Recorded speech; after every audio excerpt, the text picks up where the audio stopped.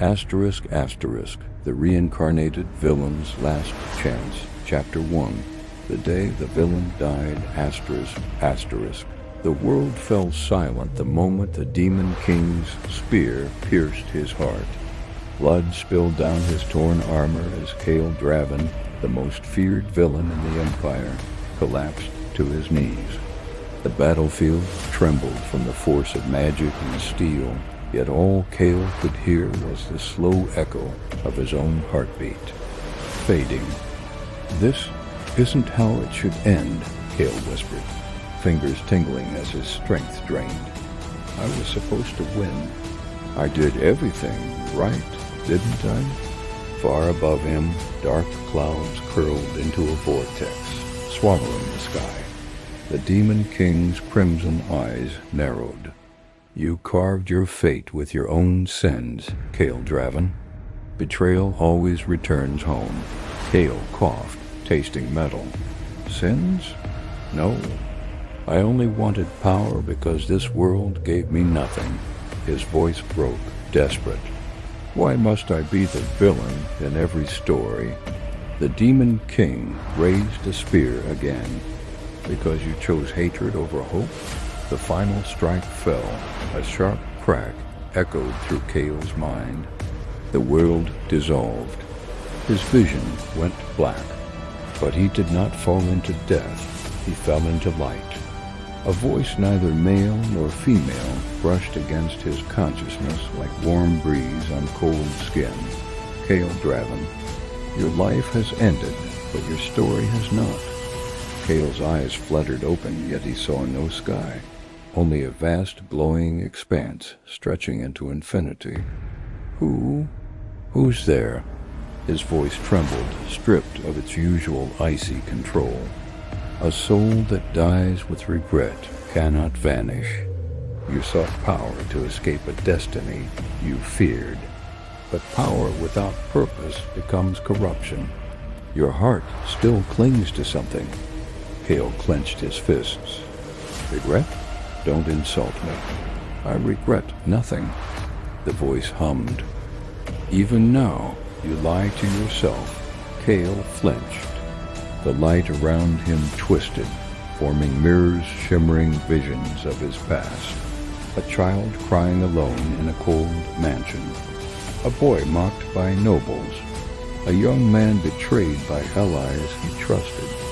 A general drowning in bloodshed because it was the only way he thought he could survive. His own voice escaped his lips, raw and fragile. "I didn't want to be powerless again, and so you became a tyrant." Kale looked away. "That's what the world forced me to be." "No, it was the choice you made. But this time, you may choose differently." A pressure tightened around Kale's chest as the mirrors shattered. "You are granted one last chance. Return to the moment before the path of villainy begins. Change your fate, or walk it again." Kale's breath caught. "A second life? Why? What do you gain from this?" "I gain nothing, but you may finally discover who you could have been." Light rushed toward him. The world cracked like glass.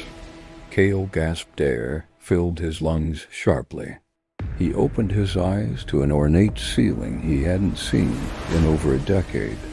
His hands small, soft, without scars. His hair fell over his forehead in messy black strands, shorter than he remembered. He shot upright. "No, this is..." His reflection glimmered in the polished marble window. A teenage boy stared back, 16 years old. The age before everything went wrong, before he accepted the cursed artifact, before he slaughtered the Academy nobles, before he became the Empire's villain. A knock sounded on his door. "Young Master Kale, are you awake? Your entrance exam for Arcanum Academy begins soon."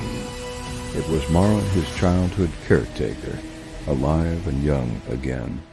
Her voice warm, gentle, unbroken. Kale's chest tightened painfully. Mara, you're alive. His voice cracked before he could stop it. The door opened slightly. Mara peeked in, smiling. Of course I'm alive, silly boy. Did you have a bad dream? Kale couldn't speak. His throat burned with emotions he never allowed himself to feel. Mara stepped closer, concerned. Young master, are you crying? Kale wiped his face quickly. No, just dust. She laughed softly. Only you cry because of dust, young master. She walked over to adjust his collar. Try to behave yourself today. No fighting nobles, no threatening teachers, no blowing up exam rooms. Kale froze. Wait, I did all of that? Mara blinked. Well, not yet. Kale inhaled deeply. His eyes sharpened. Not this time.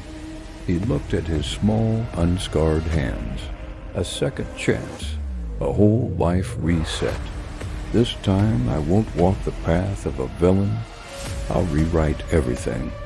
But as he stood, something cold pulsed in his chest, an echo of the Demon King's final strike. A whisper lingered in his mind. Even with a new life, your sins will chase you. Kale stiffened. Let them come. I'm not running anymore. He stepped toward the door toward the academy that once forged him into a monster. This time he would forge himself. This time he would change fate.